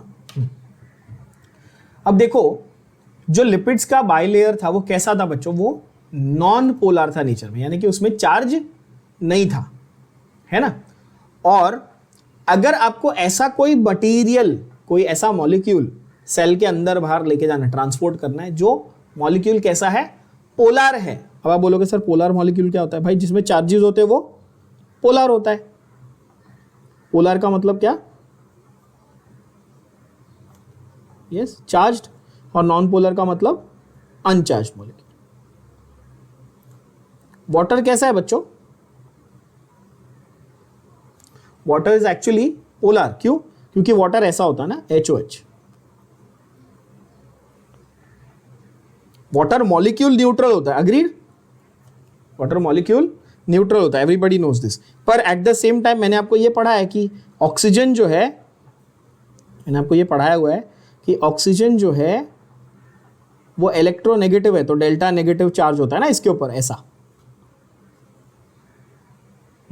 ऑक्सीजन इलेक्ट्रो, तो इसकी वजह से क्या पोलैरिटी आ गई ना, पॉजिटिव नेगेटिव दिख रहा है ना आपको, तो इसीलिए पोलर है। तो वाटर कैसा है? पोलर मॉलिक्यूल है। और केमिस्ट्री का गोल्डन रूल क्या था? वो तो अच्छा है कि मैं आपको केमिस्ट्री भी पढ़ाता हूं, तो मुझे पता है आपको क्या आता है क्या नहीं आता है। केमिस्ट्री का गोल्डन रूल मैंने आपको बहुत बार पढ़ाया है, क्या? लाइक डिसॉल्व्स लाइक, बोला है क्या? लाइक डिसॉल्व्स लाइक मतलब मुझे पोलर चीज डिसॉल्व करनी है तो मुझे पोलर सॉल्वेंट चाहिए। अब थोड़ा दिमाग लगाओ, पोलर मॉलिक्यूल को पास करने के लिए नॉन पोलर लेयर चलेगा क्या? नहीं चलेगा। अब ये लाइन का स्टेटमेंट समझ में आ गया सबको? देखो वो बोला अच्छा polar molecules can not pass through non polar layer. बोलोगे हाँ सही बात है, क्योंकि पोलर के लिए पोलर चाहिए था। तो अब नहीं जा पा रहे हैं तो अब इनको क्या चाहिए? तो इनको चाहिए कैरियर प्रोटीन। ये मैंने एग्जांपल दिया ना कि आपके घर पे मेहमान आए, आपने उसको अंदर आने नहीं दिया, फिर आपका भाई आया बोला अरे यार ये तो मेरा दोस्त है, इसको क्यों बाहर रखा है आपने, तब आपने उसको आने दिया। वो उसको कैरियर प्रोटीन था आपका भाई वहां पे, है कि नहीं? वैसे ही यहाँ पे हो गया। तो जो फैसिलिटेट करने के, जो हाथ पकड़ के लेके जाएगा कि चल चल मेरे साथ चल, है ना, ये आपके साथ बहुत होता है। आपका दोस्त आता है बिल्डिंग का सिक्योरिटी वॉचमैन, उसको अंदर नहीं आने देता, फिर आपको फोन करना पड़ता है अरे भाई भेजो उसको ऊपर, है ना। तो ये कैरियर, आप फिर वहां पे आप कैरियर प्रोटीन का काम कर रहे हो, है ना, ऐसे। सो कैरियर प्रोटीन जो है वो क्या करता है? फैसिलिटेट करता है ट्रांसपोर्ट को। क्या करता है? ये फैसिलिटेट करता है। कैरियर प्रोटीन उसको उठा के साथ में लेके जाएगा। क्यों? क्योंकि वो पोलर मॉलिक्यूल था और वो नॉन पोलर लेयर के थ्रू नहीं जा पा रहा था। काफी क्लैरिटी के साथ समझ में आ गया होगा अभी ये। एंड लास्ट तरीका है, लास्ट मेथड है, कुछ ऐसे रेयर आयॉन्स या मॉलिक्यूल्स होते हैं, ठीक है, जो अगेंस्ट द कॉन्सेंट्रेशन ग्रेडियंट जाते हैं। यानी कि कैसे लहरों को चीर के तैर रहे हैं, मैंने बताया ना, आप ऑपोजिट डायरेक्शन में जा रहे हो तो अगेंस्ट द कॉन्सेंट्रेशन ग्रेडियंट जा रहे हो, ऑब्वियसली आपको इसमें ढेर सारी क्या लगेगी? ढेर सारी एनर्जी लगेगी। जो एनर्जी कौन सप्लाई करेगा? एटीपी। कौन है एटीपी? Adenosine triphosphate. ये तो हर बच्चे को आता है ना, energy molecule of the cell, सबको आता है। एडिनोसिन ट्राइफॉस्फेट क्या ये energy currency of the cell है, ठीक है। तो इस केस में ऐसे ट्रांसपोर्ट को हम लोग क्या बोलेंगे? एक्टिव ट्रांसपोर्ट बोलेंगे। एक्टिव ट्रांसपोर्ट का अच्छा एग्जांपल है सोडियम पोटेशियम पंप। क्या है अच्छा एग्जांपल? Sodium potassium pump. यानी कि आपके सेल के अंदर जब भी सोडियम और पोटेशियम का लेन देन होता है, आदान प्रदान होता है, उसको हम लोग सोडियम पोटेशियम पंप कहते हैं। वो कैसा है? वो एक्टिव है कि पैसिव है process? It's an active process, इसलिए एनर्जी खर्च होगी। अच्छा, तो सेल मेम्ब्रेन हो गए। अब आ रहे हैं हम लोग सेल वॉल पे। Cell wall is non living rigid structure. अब ये पहला ही लाइन बहुत इंपॉर्टेंट है। Cell wall is part of living cell. Yes, cell wall is part of living cell, but cell wall itself is a non-living structure. It's a non-living rigid structure, of course. अब आप ये सुनते ही, ये बहुत obvious चीज है, but ये सुनते ही बहुत हर बच्चे के दिमाग में एक क्यूरियोसिटी आती है, सर इसका मतलब कि बाकी ऑर्गेनेल्स लिविंग है क्या? मतलब ऐसा माइटोकॉन्ड्रिया उठा है तो ये माइटोकॉन्ड्रिया जिंदा है, या ये क्लोरोप्लास्ट ये लिविंग है? नहीं, these are components of living cells. By themselves what are they? अगर सिर्फ माइटोकॉन्ड्रिया उठा के चेक कर रहे हो, सिर्फ क्लोरो अलग से, विदाउट द सेल, तो वो क्या है? वो लिविंग है कि नॉन लिविंग है? तो ऐसा नहीं कि हर एक ऑर्गेनेल लिविंग होता है। फंक्शनली हम बोल सकते हैं yes they are living, right, but the cumulative structure, the cell that is formed with all of them, that is the true living structure, है ना। एनीवे, तो सेल वॉल जो है ये नॉन लिविंग रिजिड स्ट्रक्चर है, ठीक है। Cell wall किसमें पाया जाता है? तो it forms outer covering for the plasma membrane of fungi and plants and also prokaryotes में भी था ना, प्रोकैरियोट्स में भी था, बट यहां पर यूकैरियोटिक की बात हो रही है। तो यूकैरियोट्स में किसके पास होता है सेल वॉल? फंगाई के पास भी होता है और प्लांट्स के पास भी होता है ना। Okay, it gives shape, it protects, ये सब फालतू चीज़ है, ठीक है। Protects from what? Mechanical damage, infection, ये सब प्रोटेक्शन देता है। Helps in cell to cell interaction, provides a barrier वगैरह वगैरह, ठीक है। Nonsense. Now next is something that we have already done in the previous chapters, we'll just revise that quickly. Algae के अंदर सेल वॉल किसकी बनी होती है? Cellulose, galactans, mannans and calcium carbonate. Now आपको सेल्यूलोज तो दिया हुआ है ऑब्वियसली आपके टेक्स्ट बुक में, galactans, mannans and calcium carbonate you can just mark and remember, ठीक है। In plants in general it contains cellulose, hemicellulose, pectins and other proteins, lignins भी होते हैं, ठीक है। In cell wall of young plant cell, in a young plant cell, the primary cell wall is capable of growth and the secondary cell wall is formed on the inner side of the cell. मतलब जो पहले बनता है वो primary है, फिर दूसरा एक और लेयर बनता है वो सेकेंडरी है, और दोनों के बीच में क्या होगा, अभी बताया था थोड़ी देर पहले डायग्राम में, मिडल लैमेला है कि नहीं, मिडल लैमेला, ठीक है। तो ग्लूस मिडल लैमेला क्या करता है, टेक्निकली उसका काम ये है कि भाई वो होल्ड करता है, ठीक है। The cell wall and the middle lamella may be traverse by plasmodesmata which connect the cytoplasm of neighbouring cell. तो मैंने ये प्लाज्मोडेस्माटा को आपको क्या वर्ड लिखवाया था, चेक करना, मैंने लिखवाया था सेल जंक्शन, हुआ ना, ये दो नेबरिंग सेल को जोड़ने वाला है कि नहीं। जैसे आप दादर स्टेशन जाते हो तो आप बोलते हो उसको जंक्शन, क्यों, वो सेंट्रल रेलवे और वेस्टर्न रेलवे को जोड़ता है ना, वहां पे भी जंक्शन इसलिए बोलते हैं ना उसको अपन। कैल्शियम पेक्टेट एक टाइप का सॉल्ट, जैसे कैल्शियम कार्बोनेट, कैल्शियम सल्फेट होता है ना, जैसे कैल्शियम पेक्टेट सॉल्ट से बना हुआ है, पहले तो ये समझो, middle lamella calcium pectate salt से बना हुआ है। सेल वॉल और मिडल लैमेला के थ्रू जो जंक्शन पास होता है उसको प्लाज्मोडेस्माटा कहते हैं, जो कनेक्शन बिटवीन दो नेबरिंग सेल्स का काम करता है, ओके। इंपॉर्टेंट चीज इसमें नोट करने जैसी क्या थी, सेल वॉल का काम था प्रोटेक्शन, वो तो ठीक है। फंगाई में प्लांट यहां पे लिखा नहीं है बट हमने पढ़ा हुआ है, फंगाई में सेल वॉल चिटिन का बना होता है, काइटिन का बना होता है, प्लांट्स में सेल्यूलोज, हेमीसेल्यूलोज का बना होता है, और प्लांट सेल में पहला जो बनता है इनिशियल वो प्राइमरी होता है, और दूसरा जो बनता है वो सेकेंडरी है। बट बाहर कौन सा है और अंदर कौन सा है, ये इस पे एमसीक्यू क्वेश्चन आता है बच्चों। Secondary cell wall is made on the inner side, अंदर की तरफ बनता है। ये हमारी एनसीईआरटी के डायग्राम में भी हम लिख सकते हैं ना ऐसा। तो ये जो बाहर वाला था ना ये प्राइमरी सेल वॉल था, 1 डिग्री सेल वॉल, और जो अंदर वाला था वो क्या है, सेकेंडरी सेल वॉल है ना, और दोनों के बीच में क्या था हमारा, मिडल लैमेला। अच्छा, तो आप बोलेंगे सर ये अच्छा प्राइमरी सेल वॉल क्या इसी का हिस्सा है, टेक्निकली अब हो क्या रहा है, देखो ध्यान से सुनना जरा, हाँ यहाँ पे थोड़ा सा अजीब है। इधर से एक और सेल आएगा बाजू में, ये इधर एक और ऐसा सेल आएगा ना पूरा, फिर इधर भी एक ऐसा सेल आएगा, है कि नहीं। तो ये जो प्राइमरी सेल वॉल है ये वाला पार्ट पूरा, can I say it is actually a shared wall, it is not part of this cell और that cell, it is actually a shared wall, है ना। आप बोलेंगे हाँ सही बात है।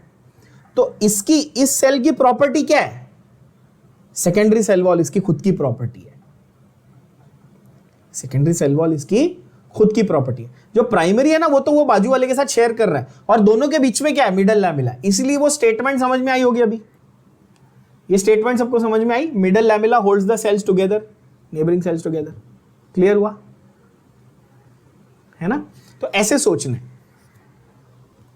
सो that is the idea of your cell wall, okay. Cell wall, plasmodesmata and the middle lamella. Middle lamella पे कई बार क्वेश्चन आया हुआ है नीट में। मिडल लैमेला कैल्शियम पेक्टेट से बना हुआ है, और मिडल लैमेला ग्लू भी है फॉर द नेबरिंग सेल्स। अच्छा, please also remember glue for neighboring cells and connection for neighboring cells are two different things, glue for neighboring cells is middle lamella, connection for neighboring cells is plasmodesmata। क्या ये clarity आई आप लोगों को, दो cell के बीच का connection is plasmodesmata और glue यानी कि जोड़ने वाला हिस्सा इज मिडल लैमेला, ठीक है बच्चों। Okay, next is your endomembranes system, Next is your endomembrane system. Now the cell membrane organelles ऐसे हैं जिनको कंबाइन करके एंडोमेम्ब्रेन सिस्टम बनाया गया। बहुत सारे ऐसे ऑर्गेनेल्स हैं जिनको कंबाइन किया गया। कौन से? चलो, the endomembrane system includes which organelles, please mark and pay attention. कौन से आते हैं एंडोमेम्ब्रेन सिस्टम में? पहला है एंडोप्लाज्मिक रेटिकुलम यानी कि ER, दूसरा है गोल्गी कॉम्प्लेक्स, तीसरा है लाइसोसोम्स एंड चौथा है वैक्यूल्स। रिपीट करेंगे, एंडोमेम्ब्रेन सिस्टम में क्या क्या आता है? पहला endoplasmic reticulum, second is Golgi complex, third is lysosomes and fourth is vacuoles. ये चारों ऑर्गेनेल मिलाकर एक सिस्टम बनाते हैं जिसको हम लोग बोलते हैं एंडोमेम्ब्रेन सिस्टम। ठीक है, और बहुत ही क्लियरली मेंशन्ड है आपके एनसीईआरटी में, since mitochondria, chloroplast and peroxisomes are not coordinated with the above, these are not considered as part of the endomembrane system। तो एंडोमेम्ब्रेन सिस्टम में क्या ऑर्गेनेल्स आएंगे और कौन से ऑर्गेनेल्स नहीं आएंगे, ये बहुत ही क्लियर तरीके से मेंशन्ड है, ध्यान से देख लेना। ठीक है, माइटोकॉन्ड्रिया, क्लोरोप्लास्ट और पेरोक्सीसोम नहीं आएंगे किसमें? एंडोमेम्ब्रेन सिस्टम में। और ER, गोल्गी कॉम्प्लेक्स, लाइसोसोम और वैक्यूल एंडोमेम्ब्रेन सिस्टम का पार्ट है। काफी क्लैरिटी के साथ ये याद रख लेना। अब ये चारों को डिटेल में एक एक करके समझेंगे। पहला कौन है? Endoplasmic reticulum. क्या है? Endoplasmic reticulum. What is it? It is a network or reticulum of tube like structures scattered in the cytoplasm. बहुत ही सिंपल। क्या बोला उसने? रेटिकुलम इस वर्ड का मतलब क्या? पहले तो ये समझ लो जरा। रेटिकुलम इस वर्ड का मतलब है नेटवर्क लाइक स्ट्रक्चर, या सिंपल भाषा में नेटवर्क, है ना। और एंडो मतलब इनसाइड, अभी तो बताया था, एंडो और एक्सो। और प्लाज्मा मतलब साइटोप्लाज्म। तो साइटोप्लाज्म के अंदर बना हुआ एक network is endoplasmic reticulum. Simple है कि नहीं? बहुत इजी।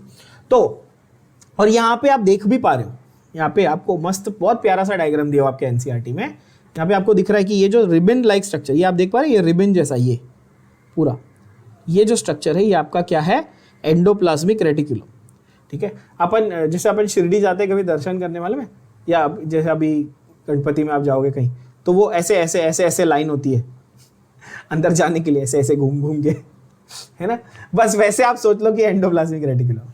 हाँ, अब सवाल ये कि ये क्यों है? सवाल ये है कि एंडोप्लाज्मिक रेटिकुलम काहे को चाहिए? तो इसके बहुत सारे फंक्शन, इसका एक फंक्शन नहीं है, बट मेनली सिंपल भाषा में अगर मैं बोलूं तो ये पाइपलाइन ऑफ द सेल है। क्या ये? Pipeline of the cell. जैसे म्युनिसिपैलिटी BMC जो है पानी आपके घर पे भेजती है, तो बहुत सारे पाइप्स यहाँ वहाँ से बिल्डिंग से जाके आके सब आपके फ्लैट तक पहुँचते हैं, बराबर है, क्योंकि सप्लाई चाहिए ना। एक जगह पानी प्योरीफाई हो रहा है और आपके घर तक पहुँच रहा है। तो यहाँ पर भी यही है ना कि भाई माइटोकॉन्ड्रिया एनर्जी बना रहा है, राइबोसोम प्रोटीन बना रहा है, कोई और कुछ और बना रहा है ना। जैसे क्लोरोप्लास्ट है प्लांट सेल में, वो खाना बना रहा है तो वो स्टार्च बना रहा है, ग्लूकोज बना रहा है। बट ये सब पहुंचाएगा कौन? पहुंचाने के लिए ट्रांसपोर्ट सिस्टम चाहिए कि नहीं चाहिए? आप बोलोगे हाँ सही है ना, ऑब्वियसली पूरे सेल में सामान पहुंचाना तो पड़ेगा ना। तो वो सामान पहुंचाने के लिए क्या चाहिए? पाइपलाइन चाहिए। और pipeline basically endoplasmic reticulum. Easy तरीका समझ में आ गया है कि नहीं?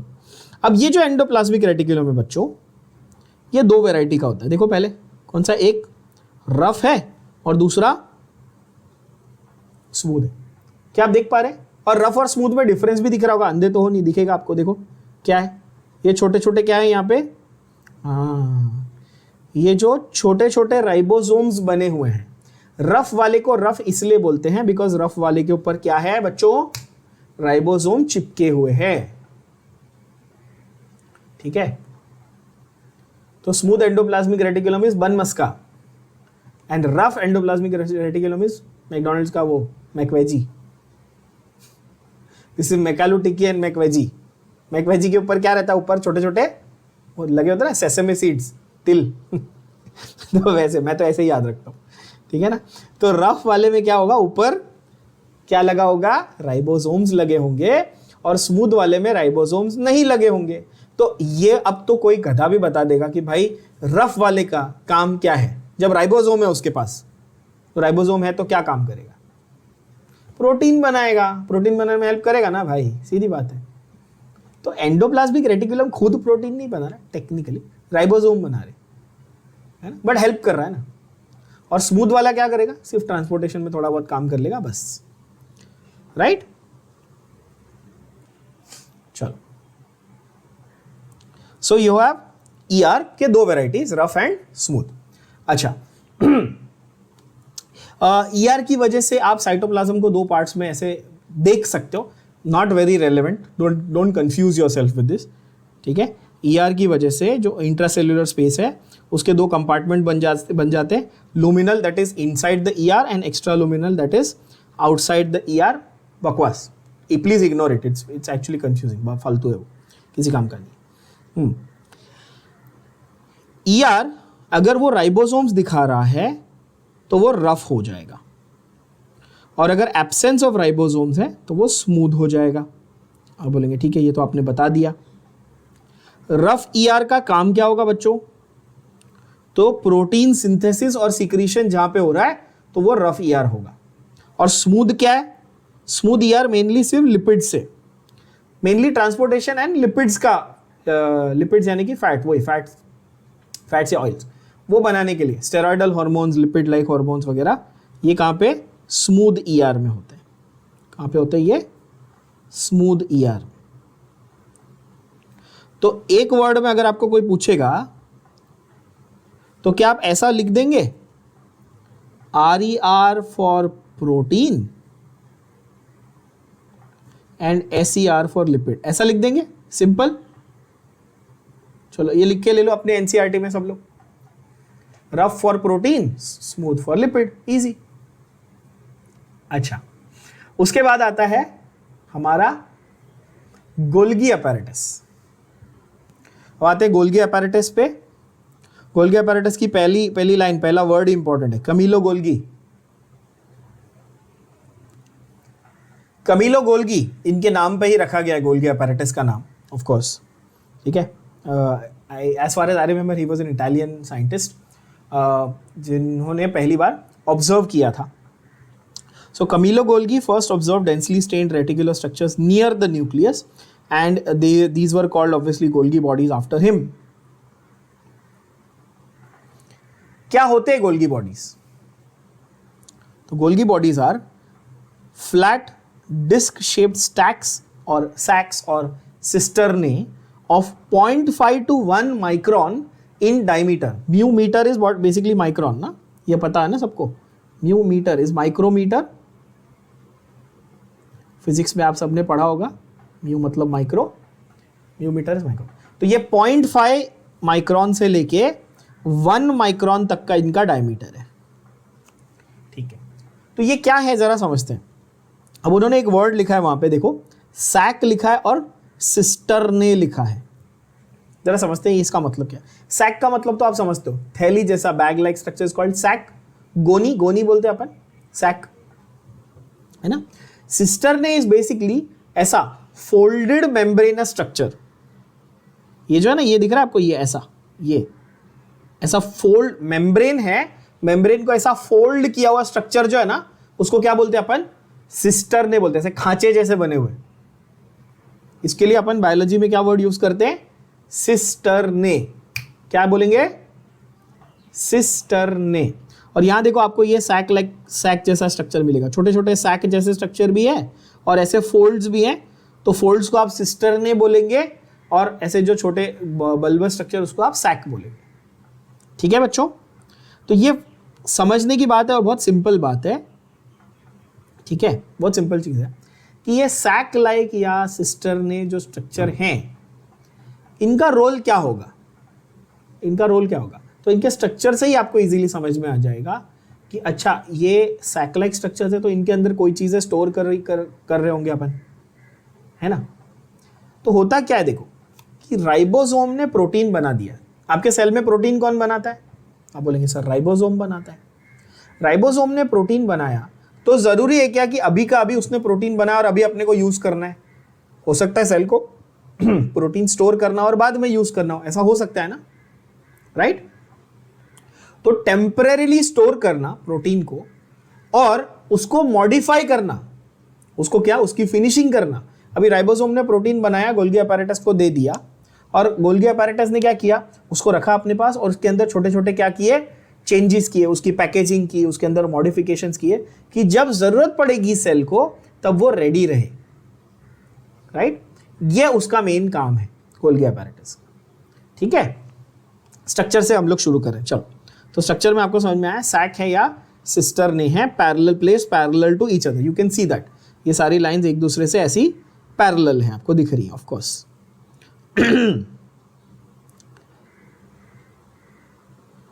they have a convex surface which is called the forming phase and a concave phase called the trans phase or the maturing phase। तो यहां पे आप देख सकते हो बच्चों, ये जो छोटे छोटे ये है ना वेसिकल, वेसिकल यानी कि sac like, bag like structure, थैली जैसे स्ट्रक्चर बताया था। वैक्यूल मतलब खाली स्ट्रक्चर हो, तो ठीक है। ये जो है ये सिस्टर्न है, अगेन आप जूम करके देख सकते हो, ये सिस्टर्न है, ऐसे छोटे बाथ टब जैसे, छोटे छोटे कटोरी जैसे structure, right? That is called cistern. अब उनका सिस और ट्रांस फेज जरा थोड़ा डिटेल में समझते हैं डायग्राम के हिसाब से। सिस्टर्न ये रहे, तो ये उनका रियल माइक्रोस्कोपिक, ये ट्रांसमिशन इलेक्ट्रॉन माइक्रोस्कोप, नीचे आप देख सकते हैं TEM लिखा हुआ दिखेगा आपको, transmission electron microscope image of Golgi apparatus. ऐसे nice and beautiful arrangement you can see. ठीक है, ये सेल का मतलब बहुत ही हाईली मैग्नीफाइड इमेज आपको यहाँ पे दिख रहा है बच्चों। ठीक है, और ये आपको अब कॉन्वेक्स और कॉन्केव फेस ऐसा दिखेगा, देखना। हाँ, जो कॉन्वेक्स पार्ट है और कॉन्केव पार्ट है उसको अपन एक्चुअली क्या बोलने वाले, देखना, सिस और ट्रांस। ध्यान से देखो क्या बोलने वाले, आप एरो देख सकते हैं मेरा स्क्रीन पे, क्या है, cis face and trans face. अभी याद करो, मैंने आपको 2 मिनट पहले ये समझाया कि गोल्गी अपैरेटस का एक्चुअली काम क्या था। भाई यहां से प्रोटीन आया, हमने उसको रखा, फिर हमने उसको मॉडिफाई किया, फिर बाहर भेजा, करेक्ट है? तो मैं ऐसा बोलूं कि गोल्गी अपैरेटस आपका अमेजॉन है, एक गोडाउन बना है, मैं अमेजॉन हूं, आपने एप्पल का आईफोन ऑर्डर किया, एप्पल ने आईफोन बनाया, मुझे भेजा, मैंने उसकी बहुत प्यारी सी अच्छी खासी पैकेजिंग की और फिर आपको भेज दिया, करेक्ट है? मैंने उससे रिसीव किया और आपको भेज दिया, ऐसा ही किया ना? तो आप गोल्गी अपैरेटस को वैसा सोचो। राइबोसोम आपका कौन है, मैन्युफैक्चरर है, उसने प्रोटीन बनाया, तो जब वो रिसीव कर रहा है, ध्यान से सुनना, जब वो रिसीव कर रहा है तो वो कौन सी साइड से रिसीव करेगा, समझे आप लोग? कौन सी साइड से रिसीव करेगा? अभी सिस साइड से रिसीव करेगा। क्या गया दिमाग में बच्चों? और इस सिस साइड को एनसीईआरटी में क्या लिखा है, फॉर्मिंग साइड लिखा है। क्या लिखा है, क्या लिखा है? फॉर्मिंग साइड लिखा है आपके एनसीईआरटी में। अच्छा, फिर वो पूरे सिस्टर्न में स्टोर वोर हुआ, मॉडिफिकेशन हुआ, फिर अब बाहर जा रहा है। अब क्या हो रहा है, अब बाहर जा रहा है, अब शिपिंग बाहर निकल रहा है, वो अब फाइनल प्रोडक्ट रेडी हो गया, तो वो कहां से जा रहा है, ट्रांस फेस। तो क्या मैं ऐसा बोलूं कि सिस फेस और ट्रांस फेस कुछ खास नहीं है, ये 2 अलग अलग दरवाजे हैं, एक दरवाजे से आया, दूसरे दरवाजे से बाहर गया। क्या ऐसा सिंपल तरीके से आपको समझ में आएगा, है ना? एक रिसीविंग के लिए दरवाजा था और एक बाहर जाने के लिए था, एंट्री एग्जिट अलग अलग थी भाई, बस यही तो था। तो जहां से वो रिसीव कर रहा था वो आपका सिस फेज था, जो आपके एनसीईआरटी में फॉर्मिंग बोला है, और जहां पे से वो बाहर भेज रहा है वो आपका ट्रांस फेज था, जिसको एनसीईआरटी में मैच्योरिंग बोला है। आई थिंक अब किसी को 1% भी कंफ्यूजन नहीं रहेगा। सो यहां पर अभी आपको समझ में आया। Now again please see this and mark. क्या, सिस फेज को हमने क्या बोला, फॉर्मिंग फेज। मैंने दूसरा नाम क्या लिखवाया, और रिसीविंग फेज। क्लियर हो गया? अच्छा, ट्रांस को हमने क्या बोला, शिपिंग। ये लेमैन टर्म्स, मतलब आपके समझने के लिए बताया मैंने। या फिर एक्चुअल टर्म क्या दिया है, मैच्योरिंग, है ना। Okay, they are interconnected, of course दो दरवाजे हैं, इंटरकनेक्टेड है, इससे आएगा ट्रांस से बाहर जाएगा, ऐसे ट्रांस से ऐसे भी याद रख सकते हो, ट्रांसपोर्ट, शिपिंग, ट्रांसपोर्ट, ट्रांसफर, ऐसे भी याद रख सकते हो, आसानी से याद रहेगा, है ना। अच्छा, इसका फंक्शन क्या है, गोल्गी अपैरेटस का फंक्शन क्या है, तो भाई मैंने बता दिया, पैकेजिंग ऑफ द मटेरियल्स। क्यों? क्योंकि पैकेजिंग करके क्या करना है, डिलीवरी करना है, किसको, या तो सेल के अंदर किसी को भेजने का है या तो सेल के बाहर भेजने का है, दोनों हो सकता है ना भाई। एक ऐसा होगा कि पैकेज करके सेल के अंदर ही यूज होने वाला है, और दूसरा होगा कि भाई पैकेज करके कहां भेजने का है, सेल के बाहर भेजने का है।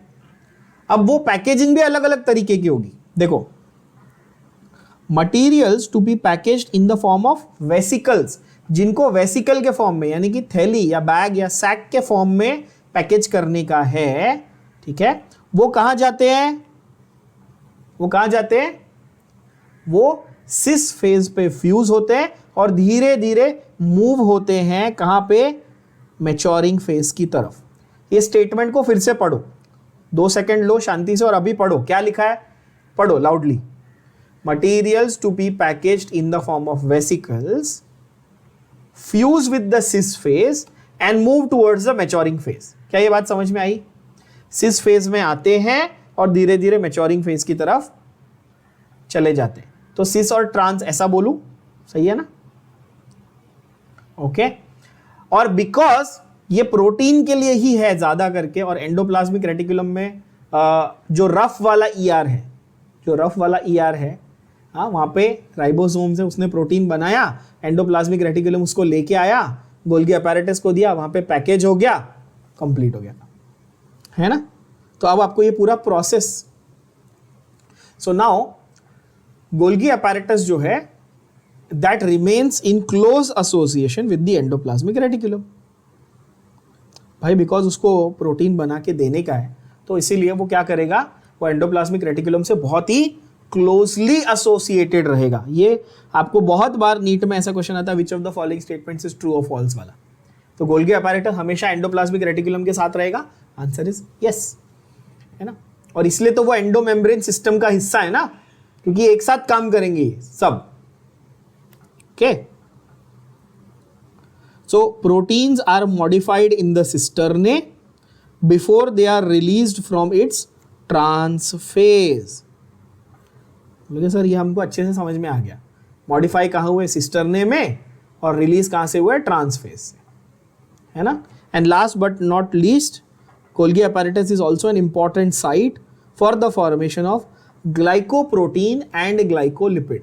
ग्लाइकोप्रोटीन और ग्लाइकोलिपिड ये दो अलग अलग मॉलिक्यूल्स हैं, और नाम से ही पता चल रहा है। ग्लाइकोलिपिड में क्या आएगा, ग्लाइकोजेन और प्रोटीन, और यहाँ पे आएगा ग्लाइकोजेन एंड लिपिड का कॉम्बिनेशन, सीधी बात है। तो ये कंबाइंड मॉलिक्यूल्स होंगे, ये कॉम्प्लेक्स मॉलिक्यूल्स होंगे, जो कहाँ बनते हैं, गोल्गी अपैरेटस में बनते हैं।